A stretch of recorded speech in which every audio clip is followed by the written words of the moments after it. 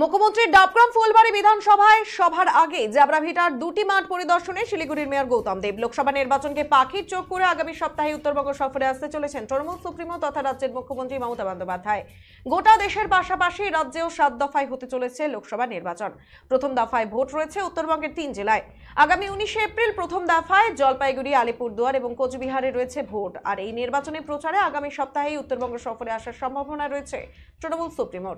জলপাইগুড়ি লোকসভা আসনে দখলে মরিয়া তৃণমূল। মূলত সেই লক্ষ্যে জলপাইগুড়ি লোকসভা আসনে 4টি জনসভা করার কথা রয়েছে মুখ্যমন্ত্রী মমতা বন্দ্যোপাধ্যায়ের। জানা গিয়েছে আগামী 4 এপ্রিল মাল বিধানসভায় সভা করার কথা মুখ্যমন্ত্রীর। এরপর 5 এপ্রিল জলপাইগুড়ি, 13 এপ্রিল ডাবগ্রাম ফুলবাড়ি বিধানসভা, 16 এপ্রিল ধূপগুড়ি বিধানসভায় জনসভা করার কথা মুখ্যমন্ত্রীর। এদিকে শিলিগুড়ি পুর নিগমের 47টি ওয়ার্ডের মধ্যে 14টি ওয়ার্ড জলপাইগুড়ি জেলায়, বাকি 33টি ওয়ার্ড দার্জিলিং জেলায়।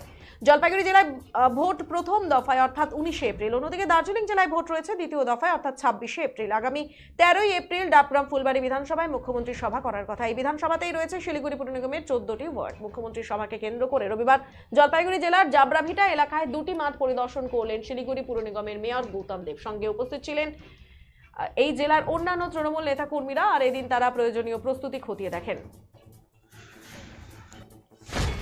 প্রসিডিওর স্টার্ট হয়ে গেলে সাধারণত কোর্ট সেখানে ইন্টারফেয়ার করেন এবং প্রধান বিচারপতি তো নেই, কোনো নিয়োগের ক্ষেত্রে তাকে রাখা হয়নি। এর আগে যেগুলো হয়েছে শুধু মেজরিটি করে সেখানে নাম কেউ আসতে লোকসভার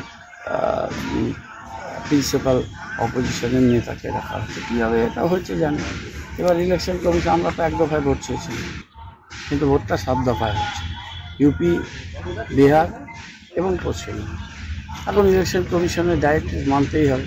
এখানে 14টা ওয়ার্ড, সেটা জলপাইগুড়ি লোকসভা কেন্দ্রের মধ্যে, কিন্তু অ্যাডমিনিস্ট্রেটিভ মানে কর্পোরেশন পয়েন্ট অফ ভিউতে ওটা শিলিগুড়ি পুর নিগম দেখে, কিন্তু অ্যাডমিনিস্ট্রেটিভ ওটা জলপাইগুড়িতে থাকে।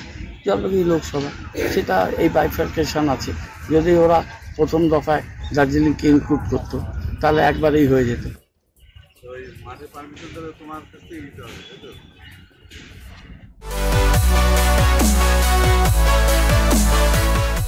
আমাদের শক্তি আপনাদের নির্ভরযোগ্যতায়, আমাদের ওই সততা আপনাদের বিশ্বস্ততায়, আমাদের প্রত্যেকটি গ্রহরত্ন পরীক্ষিত এবং কার্যকারী।